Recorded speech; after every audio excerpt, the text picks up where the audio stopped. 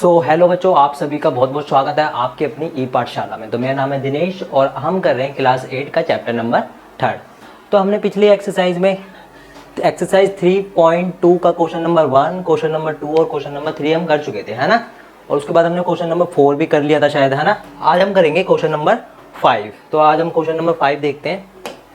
तो चलिए स्टार्ट करते हैं। क्वेश्चन नंबर 5 में देख लेते हैं एक बार क्वेश्चन नंबर 5 में क्या है। देखो क्वेश्चन नंबर 5 में क्या करना है, is it possible to have a regular polygon with measure of each exterior angle as 22 degree. ठीक है, क्या ऐसा पॉसिबल हो सकता है कि भाई जो एक रेगुलर पॉलीगन है उसका जो एक्सटीरियर एंगल है क्या है वो 22 डिग्री का है। ठीक है, तो क्या वो एक रेगुलर पॉलीगन हो, उसकी जो साइड है वो कितनी साइड हो सकती है ये पूछ रहा है ना। Is it possible to have a regular polygon with measure of each exterior angle as 22 degree.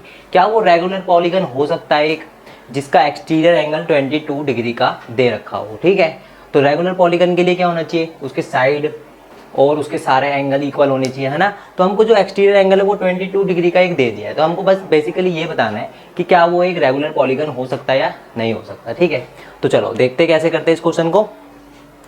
तो यहाँ से चलते हैं सीधा अपने इस पे। देखो अगर मैंने मान लो कि एक एक्सटीरियर एंगल कितना दे रखा है 22 डिग्री का दे रखा है ना। तो देखो यहाँ पे एक मैंने फॉर्मूला लिखवाया था कि क्या था वो formula, each exterior angle of a regular polygon, है ना। तो यहाँ पे मैंने दो फॉर्मूले लिखवाए थे, each exterior angle of regular polygon. ठीक है, तो मैंने यहाँ पे ये लिखवाया था 360 अपॉन में n, है ना, यही लिखवाया था। और दूसरा क्या था, each interior angle of regular polygon.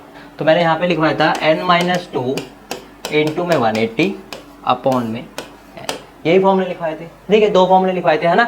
चलो अब देखो, यानी कि नंबर ऑफ साइड हमको, अगर हम नंबर ऑफ साइड निकाल लेंगे, नंबर ऑफ साइड एक नेचुरल नंबर में आ जाएगी तो हमको पता चल जाएगा कि एक रेगुलर पॉलीगन बन सकता है।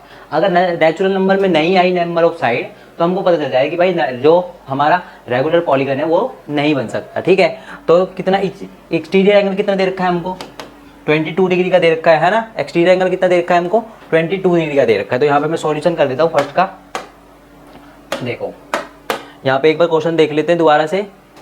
यहाँ पे हमको जो एक्सटीरियर एंगल है वो कितने का दे रखा है 22 डिग्री का दे रखा है। ठीक है, 22 डिग्री का दे रखा है। चलो क्वेश्चन पे चलते हैं अब। देखो सॉल्यूशन,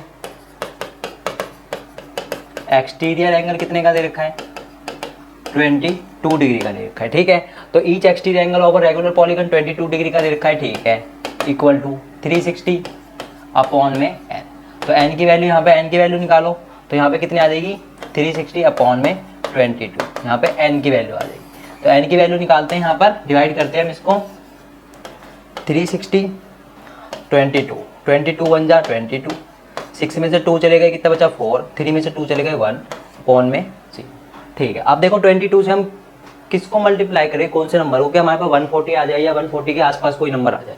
तो मैं यहाँ पे किससे कर सकता हूँ 6 से करके देखते हैं एक बार। ठीक है, 22 अपॉन में 6, 6 2 12 का 1, 12 6 2 12 और 130। तो यहाँ पे आ गया 132, है ना, 132 आ गया, यानी कि 8 बज गया। फिर मैं इसको सॉल्व करूँगा, यहाँ पॉइंट लगाऊंगा, यहाँ पे 0 लगाऊंगा, तो यहाँ पे कितने में जाएगा 22 4 में नहीं 22 3 में चला जाएगा, यानी कि 16.3 कुछ ऐसा आ जाएगा समथिंग, है ना, 3.6 कुछ ऐसे चलता चला जाएगा ये आगे। तो यानी कि जो हमारी जो नंबर ऑफ साइड कितनी आ जाएगी, नंबर ऑफ साइड जो हमारी आ जाएगी वो आ जाएगी हमारी 16.3। क्या ये नेचुरल नंबर है 16.3? नेचुरल नंबर तो नहीं है ना। तो यानी कि जो हमारे नंबर ऑफ साइड का भी किसी ने भी नंबर ऑफ साइड इस तरह भी नहीं सुनी होगी। हमने ये जरूर सुना होगा भाई जो साइड है वो 3 सेंटीमीटर की है, 5 सेंटीमीटर की, 6 सेंटीमीटर की। कभी ऐसे सुना है कि 16.3 सेंटीमीटर की है ना, ऐसे नहीं सुना होगा रेगुलर पॉलीगन में। तो यानी कि जो हमारे नंबर ऑफ साइड हमारी अगर इस तरह में आ गई, नेचुरल नंबर में नहीं आई है ना, तो यानी कि जो हमारा इन्होंने ये पूछा था कि भाई रेगुलर पॉलीगन पॉसिबल है या नहीं है। अगर नंबर ऑफ साइड हमारी नेचुरल नंबर में नहीं आई तो जो हमारा रेगुलर पॉलीगन है वो पॉसिबल नहीं हो सकता, है ना। अगर ये 22 है, जो अगर ये 360 को टोटली डिवाइड कर देता तो हमारा जो रेगुलर पॉलीगन है हमारा वो बन सकता था, है ना। लेकिन अगर इसने इसको डिवाइड नहीं करा है तो नहीं बन सकता। तो हम यहाँ पे लिख देते हैं कि भाई नहीं बन सकता है, नो लिख देते हैं, क्योंकि because 22 is not divisor of कितना 360, है ना। 360 को पूरी तरीके से डिवाइड नहीं कर पाया, इसलिए क्या है जो हमारे जो रेगुलर पॉलीगॉन नहीं बन पाया। ठीक है, इसमें बोल रहा है कि भाई can it be an interior angle of regular polygon और वाई, अगर क्या यही 22 डिग्री अगर हमारा क्या हो जाए इंटीरियर एंगल बन जाए तो क्या हमारा रेगुलर पॉलीगॉन हो सकता है। ठीक है, तो चलो फिर अब हम चलते हैं अपने फॉर्मूले पे। ठीक है, मैं इसको यहाँ पे मिटा देता हूँ। अगर इन्होंने क्या बोला है कि यही 22 अगर क्या हो जाए हमारा इंटीरियर एंगल बन जाए रेगुलर पॉलीगॉन का। अभी क्या था हमारा एक्सटीरियर एंगल था ना, एक्सटीरियर एंगल था तो हमने ये वाला फॉर्मूला लगा लेता। इंटीरियर एंगल के लिए कौन सा फॉर्मूला लगाएंगे हम, ये वाला फॉर्मूला लगाएंगे n-2 इंटू 180 अपॉन में n। तो इंटीरियर एंगल कितना दे दिया है यहाँ पे इन्होंने 22 दे दिया है। ठीक है, equal to number of side हमको निकालनी है, तो 180 को इससे मल्टीप्लाई करो 180n, है ना, और यहाँ पे आ जाएगा 360 अपॉन में n को इससे मल्टीप्लाई करो 22n equal to 180 n minus में 360। ठीक है, तो 22n माइनस में 180 n इक्वल टू माइनस 360। तो यहाँ पे 10 में से आप इसको काटो, यहाँ पे 10 में 180 में से 22 को माइनस करो, 10 में से 2 गए 8, 7 में से 2 गया 5, 1, तो यहाँ पे आ जाएगा 158n equal to minus 360। Minus का इस माइनस से ही माइनस खत्म करो, n की वैल्यू क्या निकलेगी यहाँ पे, n की वैल्यू निकलेगी 360 अपॉन में 158। ठीक है, तो हम इसको यहाँ पे डिवाइड करके देखते हैं एक बार।